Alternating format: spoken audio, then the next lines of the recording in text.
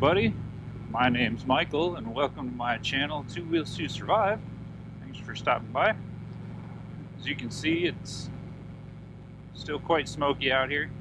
For those of you who don't know, I live in the Pacific Northwest and we have some of the worst air quality on Earth right now because of the 3.5 million acres worth of wildfires going on the West Coast.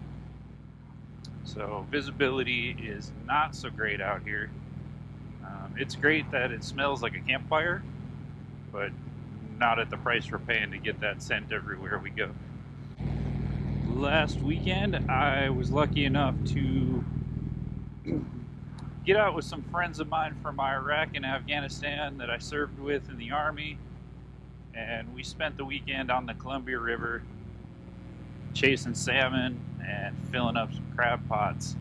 If you follow me over on Instagram or Facebook, you've already seen some of those pictures, and you know we had a great time. If you're not following me on Instagram and Facebook, why don't you head on over there and click that like button or follow button and keep up with me everywhere you can on the socials. It was quite interesting being out on the river with the smoke the way it is. It was kind of eerie at times. Couldn't see either shoreline, couldn't see other boats. 8-9 o'clock in the morning, you're out on the river and everybody's got their nav lights on still trying to see each other just to be safe. And at one point on Sunday, we even got so disoriented that we had to shut the motor off on the boat and let the river turn us and carry us so we could figure out which way down river was, just to get our bearings back. To say it was challenging was a bit of an understatement, and huge thank you and credit to the guides that donated their boats, their gear, and their time to take us veterans out fishing all weekend, making us look like rock stars, putting us on big fish. Some of those guys only got 4 or 5 hours of sleep in a 3-day weekend, with the effort they put in to make sure their gear was ready to go, processing the fish, getting us to and from the rivers. Yeah, I couldn't have gone off without those guys.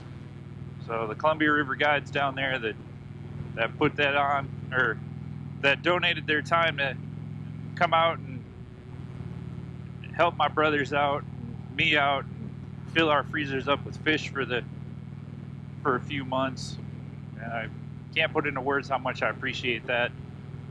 One of my good friends, John, that I had served with early on in the global war on terror, even as far back as 9/11, he coordinates the whole thing, puts it all together. It's in its 5th or 6th year now doing Operation Salmon, and I've been lucky enough to go last year and this year, so I've gone 2 years to Op Salmon with him.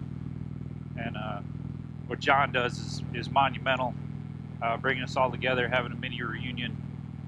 And it was Friday was 9/11, so we were out on the river. It was had to shut the boats off, just had a moment of silence, remembrance for everything that happened on that day. As a matter of fact, my guide that day was a retired gunnery sergeant from the Marine Corps and had a retired, if I remember correctly, he was a lieutenant colonel also on the boat. And then myself and a fellow, what we call a Tomahawk, that I served with. My unit was known as the Tomahawks, so we all kind of refer to each other as Tomahawks. And yeah, can't say enough about that good weekend. And looking forward to getting on the water with John again when I can. Usually has short notice to get some more boats out,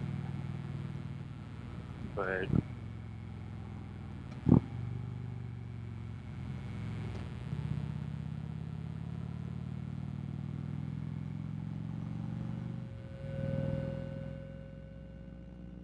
so yeah, it's been an interesting September. On top of that, great weekend fishing and catching up with my brothers. I also switched to a 4:10 schedule on second shift, which has been an interesting change. It's kind of nice. I'll have 3-day weekends going forward, but it's definitely makes the front half of the week kind of exhausting.